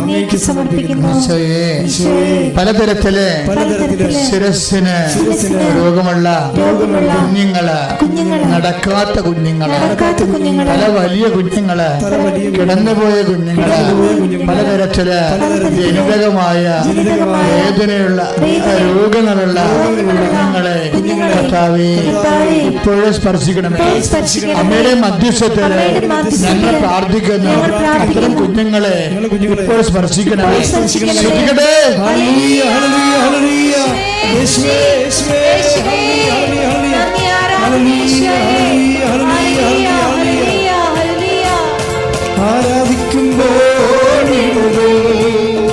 ആരാധിക്കുമ്പോൾ സൗഖ്യം, ആരാധിക്കുമ്പോൾ ആരാധിക്കുമ്പോൾ സൗഖ്യം, ദൈവം തേടി ആത്മാവിൽ സമാധാന സന്തോഷം ദാനമായ നൽകിടും.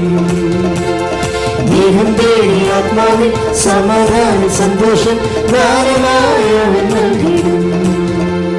പരിശുദ്ധ പരമദിവ്യകാരുണ്യത്തിന് ആരാധനയും സ്തുതിയും പുകഴ്ചയും ഉണ്ടായിരിക്കട്ടെ. മക്കളെ, ഹൃദയവേദനയായിട്ട് ബ്ലോക്കായിട്ട് വാൽവിന് മിസ്റ്റേക്കായിട്ട് ആശുപത്രിയിൽ പ്രവേശിപ്പിച്ച മുഴുവൻ രോഗികളെ നമുക്ക് പ്രാർത്ഥിക്കാം.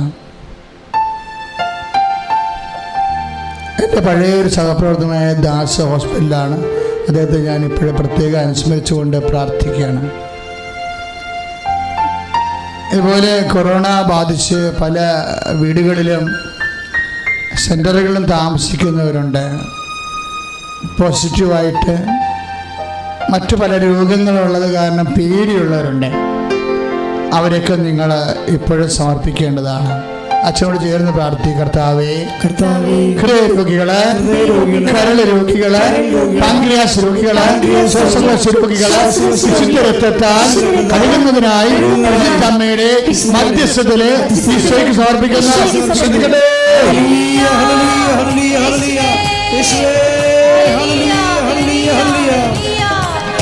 തിരുക്കരത്താൽ താങ്ങി എന്നെ തിരുരക്തത്താൽ കഴുകണമേ. തിരുക്കരത്താൽ താങ്ങി എന്നെ തിരുരക്തത്താൽ കഴുകണമേ. തിരുമഴ പോ പെയ്യട്ടെ, തിരുമഴ പോ പെയ്യട്ടെ. യേശുവിൻ രക്തം, യേശുവിൻ രക്തം, യേശുവിൻ തിരുരക്തം, യേശുവിൻ രക്തം, യേശുവിൻ രക്തം, യേശുവിൻ തിരുരക്തം. പരിശുദ്ധ പരമദിവ്യകാരുണ്യത്തിന് ആരാധനയും സ്തുതിയും പുകഴ്ചയും ഉണ്ടായിരിക്കട്ടെ. ഇവിടെയുള്ള മുതു മുഴുവൻ ഇങ്ങനെ പൊളിഞ്ഞു കീറിയിരിക്കുന്നവരെ, ശരീരം മുഴുവൻ പണ്ട് കുരുക്കളുണ്ടായിരുന്നു, പിന്നീട് അത് കറുത്ത പൊട്ടുകളായിട്ട് അവശേഷിച്ചു. പക്ഷെ കറുത്ത പൊട്ടുകൾക്ക് ഇപ്പോഴും ഭയങ്കരമായിട്ടുള്ള പൊള്ളുന്ന പോലുള്ള വേദന ഉള്ളവരുണ്ട്. അങ്ങനെയുള്ള ത്വക്ക് രോഗികളെ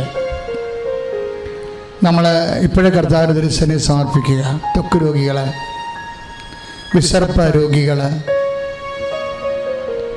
സോറിയാസിൻ്റെ രോഗങ്ങളുള്ളവർ,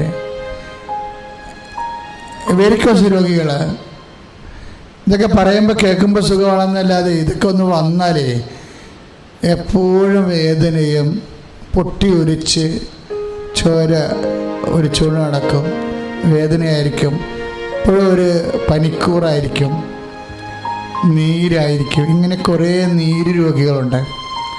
അവരെല്ലാം നിങ്ങൾ ഓർക്കണം, ഇപ്പോൾ അവരെല്ലാം സമർപ്പിക്കണം. ഇത് കൃപാസന അൾത്താരയിലാണ്. നിങ്ങൾക്കറിയാം, 10,000-കണക്കിന് മനുഷ്യർ സാക്ഷ്യം പറയണ സ്ഥലമാണ്. അപ്പോൾ ഇതൊരു വെറും കേവലമായൊരു പ്രാർത്ഥനയല്ല.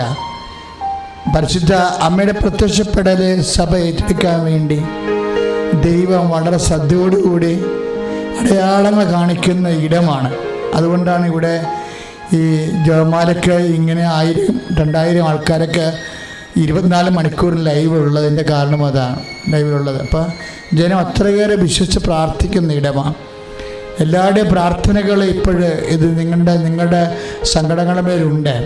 ഇപ്പോഴെല്ലാം ഇങ്ങനെ അച്ഛനി കാണിക്കുന്ന വയറിൻ്റെ വലതുവശത്ത് അടിഭാഗമായിട്ട് എന്തോക്കെ ഇങ്ങനെ മരവിച്ച് ഇരിക്കണ, അകത്ത് പഴുപ്പുള്ള പോലെ കാണുന്നു. നാളെ മറ്റന്നാളെ പൊട്ടണ പോലെ നമുക്ക് തോന്നും. പഴുപ്പ് പുറത്ത് വരുന്ന രോഗിയാണ്. ആ രോഗിയെ കർത്താവ് ഇപ്പോൾ സ്പർശിച്ച് സുഖപ്പെടുത്തിക്കൊണ്ടിരിക്കുകയാണ്. ശ്രുതിക്കട്ടെ. Hallelujah, hallelujah, hallelujah, hallelujah, hallelujah, hallelujah. യേശുവേ നന്ദി, ഹല്ലേലൂയ, ഹല്ലേലൂയ, ഹല്ലേലൂയ. യേശുവേ സ്തുതിക്കണമേ, ഹല്ലേലൂയ, ഹല്ലേലൂയ, ഹല്ലേലൂയ. പരിശുദ്ധ പരമദിവ്യകാരുണ്യത്തിന് ആരാധനയും സ്തുതിയും പുകഴ്ചയും ഉണ്ടായിരിക്കട്ടെ. കഴുത്തിന് വേദന ഉള്ളവരെ സമർപ്പിക്കാൻ നമ്മൾ, സ്പോണ്ടിലോസിസിൻ്റെ അസുഖമുള്ളവർ, ടോൺസൈൽ രോഗികൾ, തൈറോയ്ഡ് രോഗികൾ,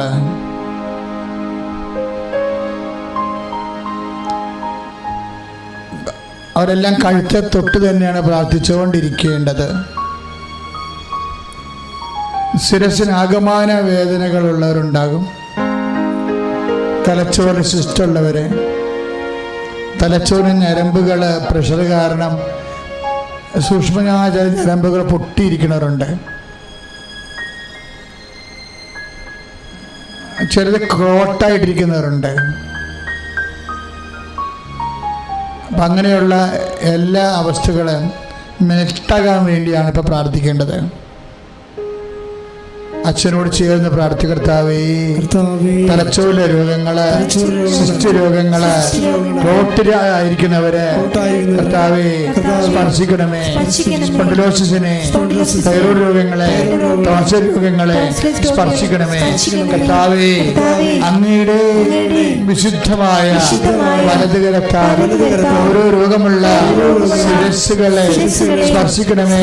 തൊണ്ടയെ സ്പർശിക്കണമേ. യേശുവിൻ നാമത്തിലെ, യേശുവിൻ നാമത്തിലെ, യേശുവിൻ നാമത്തിലെ ശരീര രോഗങ്ങള് യേശുവിൻ നാമത്തിലെ ഈ നിമിഷം സൗഖ്യമാകട്ടെ.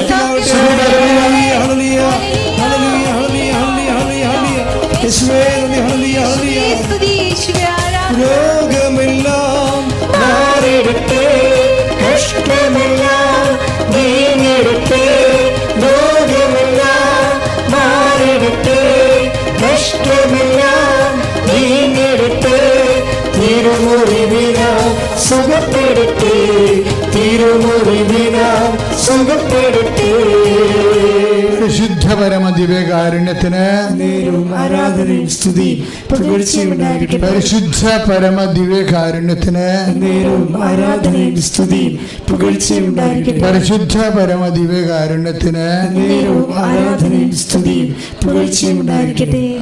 മക്കളെ, അരക്കെട്ടിന് മുഴുവൻ ഡിസ്ലൊക്കേഷൻ വന്നവരെ, നടുവിന് കുറേ മനുഷ്യരെ 4 ഡിസ്ക് വരെ ഡിസ്ലൊക്കേറ്റ് ചെയ്തവരെ ഒറ്റ പ്രാർത്ഥന കൊണ്ട് നേരെയായിട്ടുണ്ട്. അവരൊന്ന് കൃപാസന സാക്ഷ്യം വന്നിട്ടുണ്ട്. അപ്പം അരക്കെട്ടിന് വീക്കമുള്ളവരെ, അവിടെ നീർക്കെട്ട് വീഴുന്നവർ, കിടക്കാൻ പറ്റാത്തവർ, ജോലി ചെയ്യാൻ പറ്റാത്തവർ, നിവരാൻ പറ്റാത്തവർ, കുനിയാൻ പറ്റാത്തവർ, നടക്കാൻ പറ്റാത്തവർ, അതിൻ്റെ പേര് കിടന്നു പോകുന്നവർ എല്ലാവരും ഒന്ന് ഓർക്കുക മക്കളെ. അവിടെ എല്ലാം കൈകൾ വെച്ചുകൊണ്ട് പ്രാർത്ഥിക്കണം. വാതരോഗികൾ, താഴേക്ക് കാലിന് താഴേക്ക് ബലം കുറഞ്ഞവർ, നീരുള്ളവർ, ഭയങ്കരമായിട്ട് ശരീരത്തിന് ഭാരം തോന്നുന്നവരെ എല്ലാം ഇപ്പോഴും പ്രാർത്ഥിക്കേണ്ടതാണ്. ചുമ്മാ നീരിറങ്ങി വീഴുന്നവരുണ്ട്. ശരീരത്തിൽ ഇങ്ങനെ എപ്പോഴും ഇങ്ങനെ തലനീരിറങ്ങിക്കൊണ്ടേയിരിക്കുന്നവരെ, ചില സമയത്ത് നമുക്ക് മരുന്ന് തരുന്ന ഡോക്ടർ തന്നെ മനസ്സിൽ വിചാരിക്കും ഒരു അത്ഭുതം നടന്നാലേ ഈ രോഗിയെ സുഖപ്പെടുത്തുള്ളൂ. അപ്പോൾ നിനക്കും ചിലപ്പോൾ അങ്ങനെ അറിയാൻ പറ്റും. അതുകൊണ്ട് അത്ഭുതം തന്നെ നടക്കണം. പ്രാർത്ഥിക്കുക, അച്ഛനോട് ചേർന്ന് പ്രാർത്ഥിക്കുക. കർത്താവേ, നീര് രോഗികള്, വാദരോഗികള്, ഇടുപ്പലിന്, കർത്താവേ, കശേരികൾക്ക് വേദനയുള്ളവരെ ഈശോ അങ്ങയുടെ തിരുമുറിവാർന്ന വലത്ത് കരത്താൽ ഇപ്പോൾ സ്പർശിക്കണം. ശ്രദ്ധിക്കട്ടെ.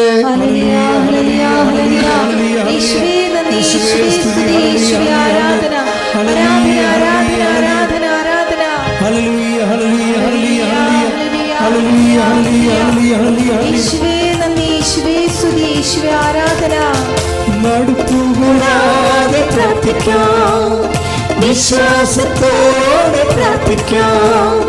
മടുപ്പുകൂടാതെ പ്രാർത്ഥിക്കാം, വിശ്വാസത്തോടെ പ്രാർത്ഥിക്കാം. നീതിനായ പ്രാർത്ഥന, ശ്രദ്ധയുള്ള പ്രാർത്ഥന, മരിക്കും രോഗിക്കു സൗഖ്യമാണ്.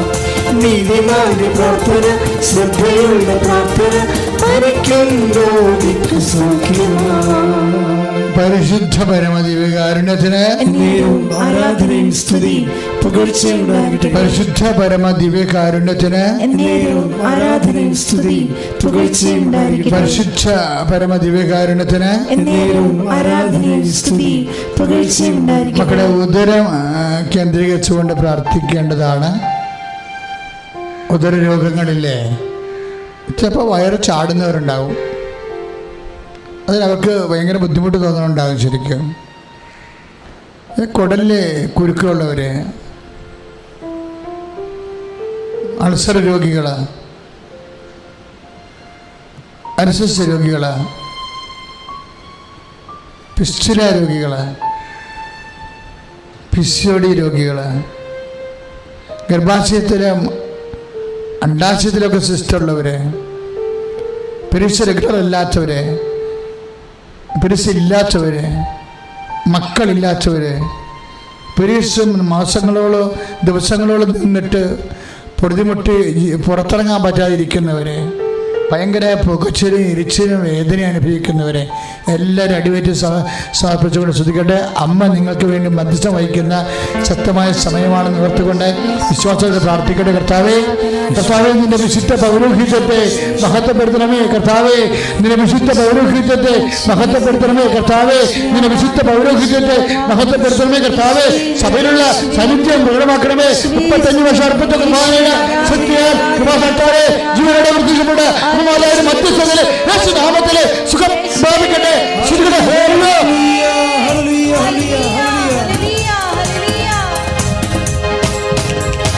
തിരുക്കരത്താൽ താങ്ങിയേ, തിരുരക്തത്താൽ കഴുകണമേ. തിരുക്കരത്താൽ താങ്ങിയേ, തിരുരക്തത്താൽ കഴുകണമേ. തിരുമഴ പോൽ തീർത്തേ, തിരുമഴ പോൽ തീർത്തേ.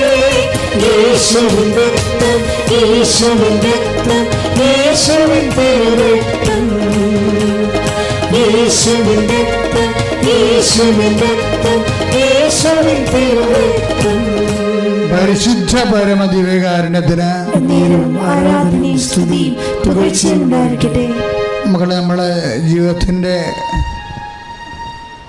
കുറേ മേഖലകളെ സമർപ്പിക്കാൻ പോവുകയാണ്. വീട്, ജോലി, വിവാഹം, വഴി, വെള്ളം, വെളിച്ചം, ഇങ്ങനെ കുറേ ഭൗതിക സാഹചര്യങ്ങളില്ലേ. ഇപ്പം ചിലക്ക് പറയണ്ട വെച്ചാൽ ഒരു വീട് കെട്ടിയാൽ പിന്നെ ചത്താലും കുഴപ്പമില്ലെന്ന്, അത്രയും അവർ വിഷമിക്കുന്നുണ്ടെന്ന് അർത്ഥം. വീട് കെട്ടണത് എന്തിനാണ്? സമാധാനം താമസിക്കാനല്ലേ. അപ്പം അവർ പറയാൻ എന്താ, ഒരു വീട് കെട്ടി കുഞ്ഞുങ്ങളൊക്കെ ഒന്ന് സുരക്ഷിതമായി ഉറപ്പുള്ള ഒരു ഭവനത്തിലായ പിന്നെ ചത്താലും കുഴപ്പമില്ല. ചിലർ പറയാൻ ചിലർ എന്താ വെച്ചാൽ ഈ മകൻ്റെ കല്യാണം വന്നു കഴിഞ്ഞാൽ ഒരു കുഴപ്പമില്ല. 35 വയസ്സൊക്കെ ഉള്ള മക്കൾ ഗൂഗിൾ മീറ്റിൽ വരാറുണ്ടേ, കല്യാണം ഒത്തുവരാത്തവർ. അപ്പം കല്യാണം ഒത്തുവരാത്തവർ എല്ലാവരും ആണിനെയും പെണ്ണിനെയും ഒക്കെ സമർപ്പിച്ച് പ്രാർത്ഥിക്കുന്ന സമയമാണ്.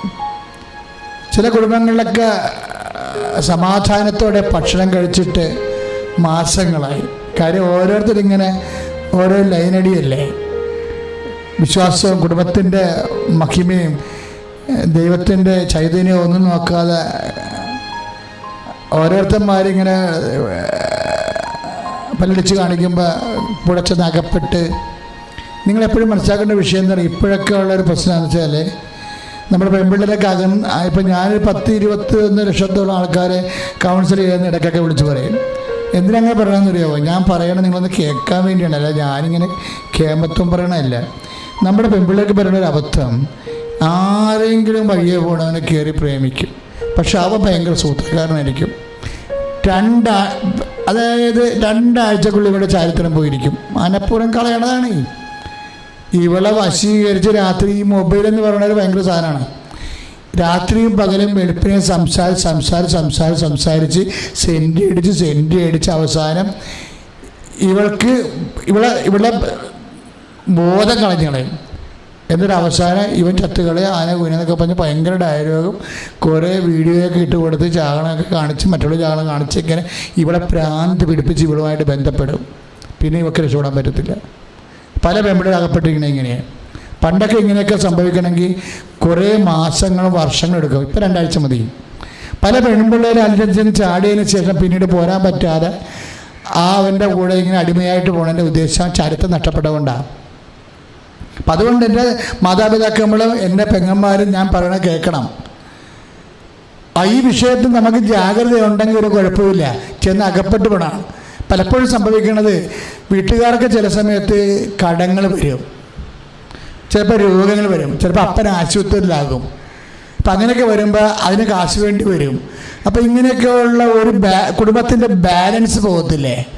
അപ്പോഴാണ് ഈ പെൺപിള്ളേർ ചുറ്റിക്കളി തുടങ്ങുന്നത്. പലപ്പോഴും പല പ്രണയ നാടകങ്ങളും ദുരന്ത നാടകങ്ങളൊക്കെ സംഭവിക്കുന്നത് കുടുംബത്തിൽ എപ്പോഴാണ് സാമ്പത്തിക തകർച്ച, രോഗത്തകർച്ച, ബിസിനസ് തകർച്ചയുടെ സമയത്താണ് ഇതുപോലെയുള്ള പരുന്തുകൾ വന്ന് കോഴിക്കുഞ്ഞിനെ റാഞ്ചണത്.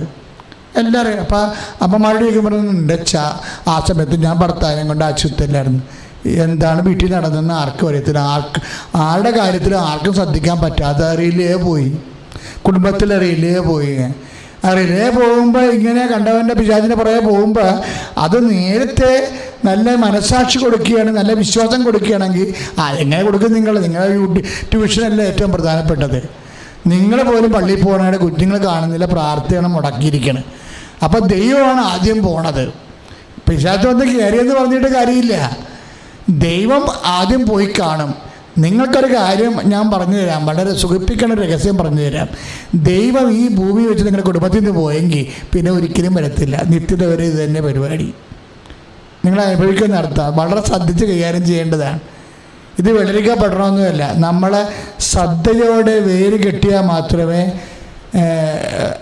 തോട്ടങ്ങളെ പോലും സംരക്ഷിക്കപ്പെട്ടതുള്ളൂ.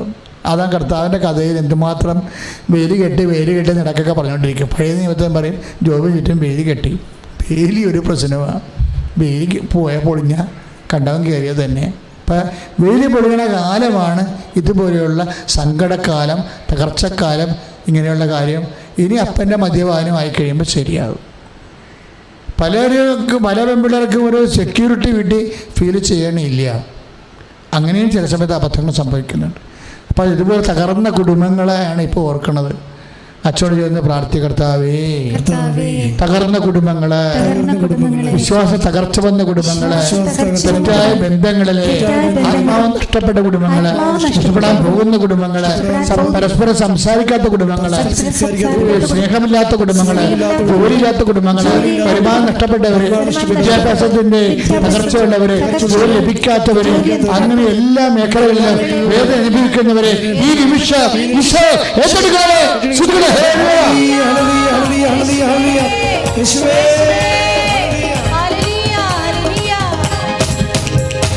വിടുതലിൻ ആത്മാവേ നിറയണമേ,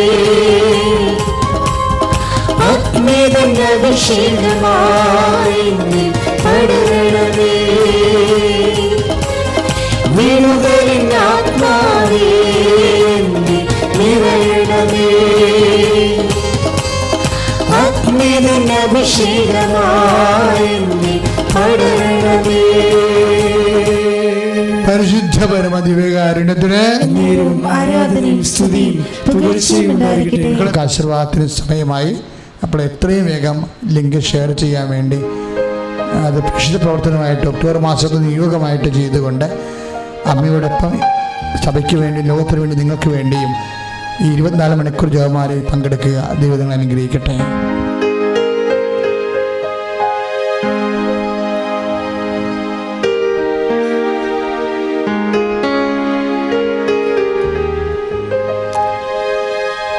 നമ്മുടെ എല്ലാ ജീവിത നിയോഗങ്ങളെയും സമർപ്പിച്ചുകൊണ്ട് 2 കരങ്ങളും ഉയർത്തി സ്വരമുയർത്തി സ്തുതിക്കട്ടെ. Hallelujah, hallelujah, hallelujah, hallelujah, hallelujah. യേശുവേ യേശുവേ സ്തുതി, യേശുവേ ആരാധന, ആരാധന, ഹല്ലേലൂയ, ഹല്ലേലൂയ, യേശുവേ മഹത്വം, യേശുവേ ഹല്ലേലൂയ, ഹല്ലേലൂയ, ഹല്ലേലൂയ, യേശുവേ നന്ദി, യേശുവേ യേശുവേ ആരാധന, ആരാധന, ആരാധന, ഹല്ലേലൂയ, ഹല്ലേലൂയ, ഹല്ലേലൂയ. പരിശുദ്ധ പരമമാ ദിവ്യകാരുണ്യമേ, ഇന്നും എന്നും അങ്ങേക്കാരാധന. പരിശുദ്ധ പരമമാ ദിവ്യകാരുണ്യമേ, ഇന്നും എന്നും അങ്ങേക്കാരാധന. പരിശുദ്ധ പരമമാ ദിവ്യ